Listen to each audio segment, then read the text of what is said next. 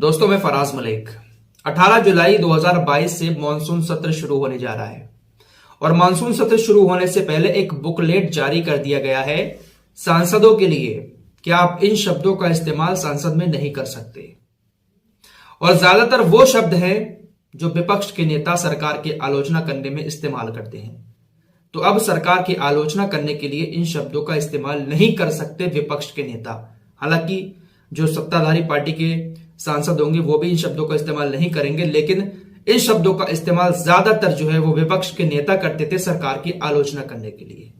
कुछ शब्द आपको बता रहा हूं, वैसे लिस्ट तो बहुत लंबी है, लेकिन कुछ कॉमन शब्द जो आलोचना करने के लिए बोलना जरूरी हो जाता है। इन शब्दों के बिना आप सरकार से क्या ही सवाल पूछेंगे और क्या ही सरकार की आलोचना कर पाएंगे। कुछ इंग्लिश के शब्द हैं जो आप नहीं बोल सकते, वो आपकी स्क्रीन पर लगा रहा हूं। बाकी कुछ हिंदी के शब्द हैं, इनमें से एक भी शब्द आप अगर बोलते हैं तो ये असंसदीय शब्द माना जाएगा और आपको कार्रवाई से बाहर कर दिया जाएगा। हिंदी के शब्द देखिए, जुमलाजीबी। ये शब्द तो आपने बहुत ज्यादा सुना होगा, क्योंकि इससे पहले प्रधानमंत्री मोदी जी ने संसद में खड़े होकर आंदोलन कर रहे लोगों को आंदोलनजीबी कहा था, जिसके बाद विपक्ष ने अब मोदी जी की हर बात को जुमलाजीबी कहना शुरू कर दिया था। तो अब जुमलाजीबी भी आप वहां पर नहीं बोल सकते, तानाशाही नहीं बोल सकते, सरकार को तानाशाह नहीं कह सकते। इसके अलावा गद्दार जैसे शब्द का इस्तेमाल नहीं कर सकते। गिरगिट, घड़ियाली आंसू, अपमान शब्द का भी आप इस्तेमाल नहीं कर सकते, बोल ही नहीं सकते, मुंह से निकाल ही नहीं सकते संसद के अंदर खड़े होकर। असत्य, अहंकार, करप्ट, काला दिन, काला बाजारी, खरीद फरोख्त, इन शब्दों का इस्तेमाल बिल्कुल भी नहीं करना है, मुंह से बाहर निकालने ही नहीं है जितने भी सांसद संसद के अंदर मानसून सत्र में शामिल होंगे।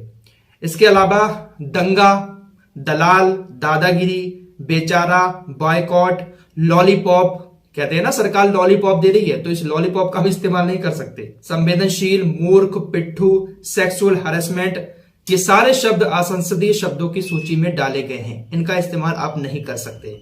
इसके अलावा सरकार की आलोचना करने के लिए कुछ ऐसे शब्द जिसका बहुत ज्यादा इस्तेमाल होता है, जिसमें से एक है दोहरा चरित्र, कि सरकार दोहरा चरित्र दिखा रही है, सरकार निकम्मापन कर रही है।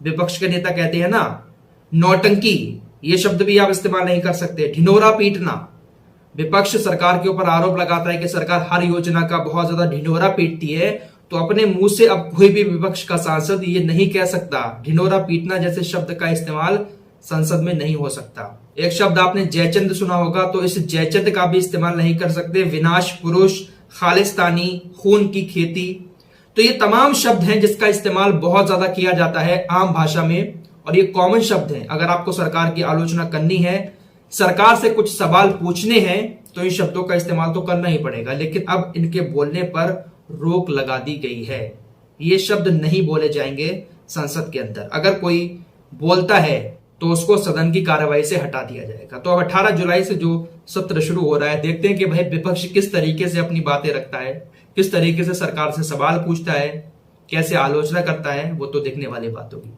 फिलहाल इस रिपोर्ट में इतना ही, मिलते हैं एक और नए वीडियो के साथ, तब तक के लिए अपना ख्याल।